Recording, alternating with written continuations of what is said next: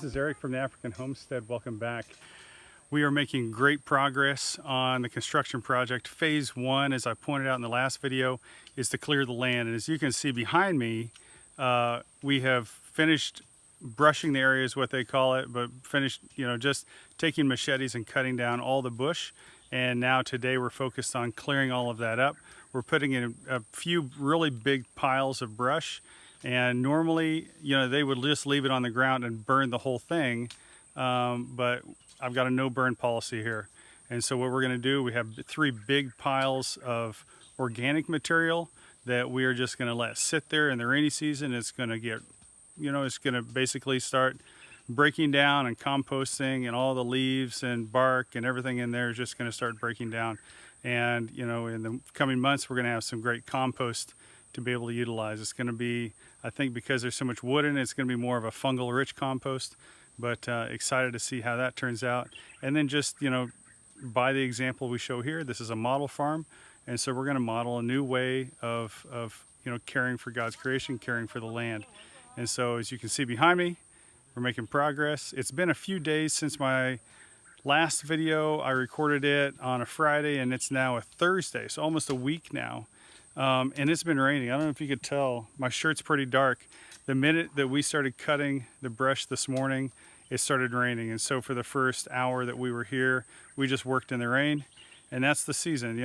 The rain can't stop what you've got to get done. And so we just worked in the rain, and now it's not clear. It looks like there's probably some more rain coming in today. But, I'm thankful for the overcast skies, because when it rains and then the sun comes out, man, it's brutal. So enjoying, it's a cooler day. And so we're thankful for that. Now, because this land was all high bush, it's just littered with stumps now, like these stumps behind me. And so the way they're shaped and cut, it's not possible to just cut them across like that. To do an effective cutting with a machete, you cut down at an angle. So there's just basically thousands of spikes sticking up all across this ground. So the next project that we're going to be starting today, after we finish clearing the land, is then to start de-stumping. And that means just taking a pickaxe. Here they call it digger, but to take a pickaxe and shovels and dig up every stump that we can find until there's no chance of puncturing a tire when we drive a car up here, and start just getting the land cleared, ready for the shipping container to come in. So as I mentioned before, it's Thursday when I shoot this video, and the main reason that we waited so long on getting back to work here is the rain. And as you can see, I don't know, maybe you can't, but it's raining again. And so it's just going to be that way on and off as we work. But the last 2 days it's been raining very heavily, and had some flooding in the town where we're sleeping. And so we just had to wait. And so we've been here just sitting down for 2 days. Today's the 3rd day. And when we finally were able to get to work. And so what I have behind me is where our shipping container is going to go. And that shipping container, I'm going to pack some of our possessions from our house in there when we move it up here. And then the rest of the room is going to be, here they just call it a warehouse. And shipping containers are the most secure way to store valuable stuff. Just because the steel is so thick on them, the locking system is very secure. And we're actually going to add a couple more layers of security to that with some additional locks, because when you're up here in the bush, people can come in the night and mess with stuff. So you want to just make it as much of a deterrent as possible for anyone getting the idea that they're going to come in and take your cement bags and take building materials and things like that. Most of the people, they aren't going to be inclined to do that. But just as in any society, there's a bad element. And they have criminal minds, and so we just want to discourage that from happening. And so we are de-stumping the area behind me right now and clearing that land, and we're probably tomorrow going to start digging, maybe even today, going to start putting a pickaxe in the ground, shovels in the ground, and digging the foundation for the shipping container.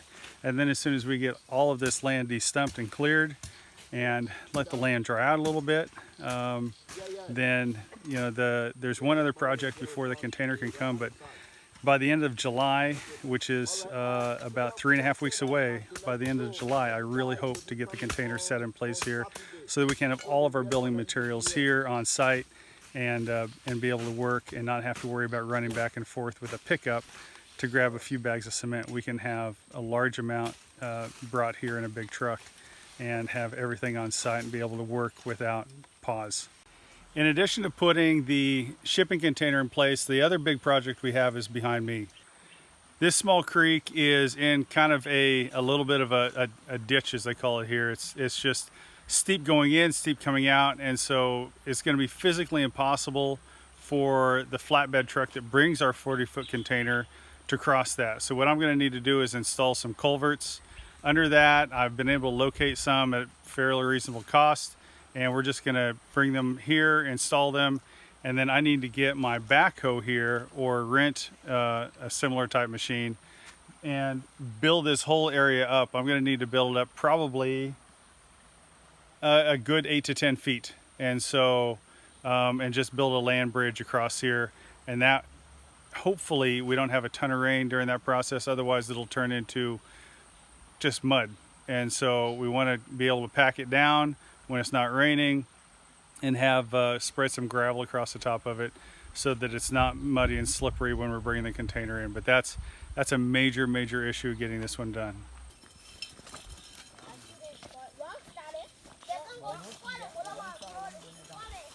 While we were brushing this ground last week and cutting all the bush down, we came across this farm behind me, and it's been cut down, it's been burned, but it's not been planted yet. And so we put a stop to the process because he wasn't supposed to be here making farm. And as I headed back to town, I started thinking, well, you know, as it is, it's gonna start recovering, it's gonna start growing up, but there's nothing there growing. So in a small way, I decided to buy some black-eyed peas. I just went to the store.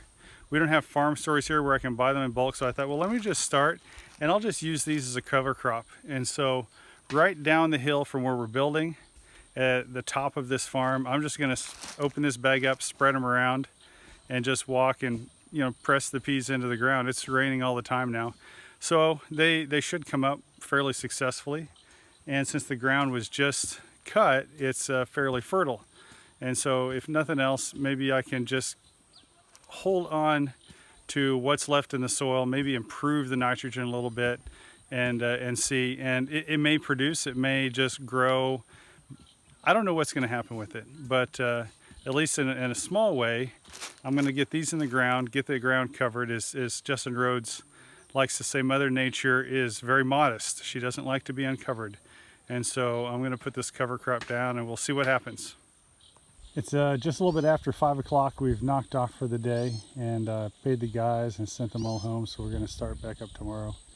But as you can see, the place looks a lot different. Down the hill to the road, there's a big pile of brush, and the same thing here.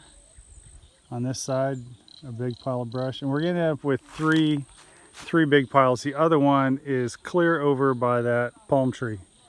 And so as we're clearing all this land, we're piling all that up.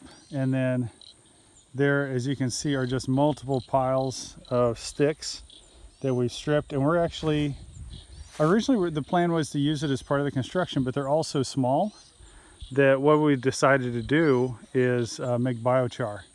And so I'm going to be making a video in the future about how to make bio-char Liberian style. And so look forward to that. And I don't know when that's going to happen, but somewhere in the next maybe month or so, we'll make a little pile of biochar. And then the plan for tomorrow is this bush you can see behind me.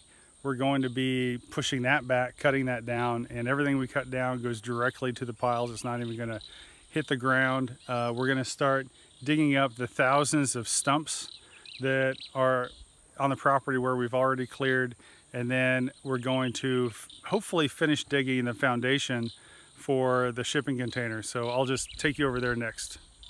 So this is the foundation for the shipping container, and so hopefully here in the next few days we're going to go ahead and cast that in concrete and start setting cement block.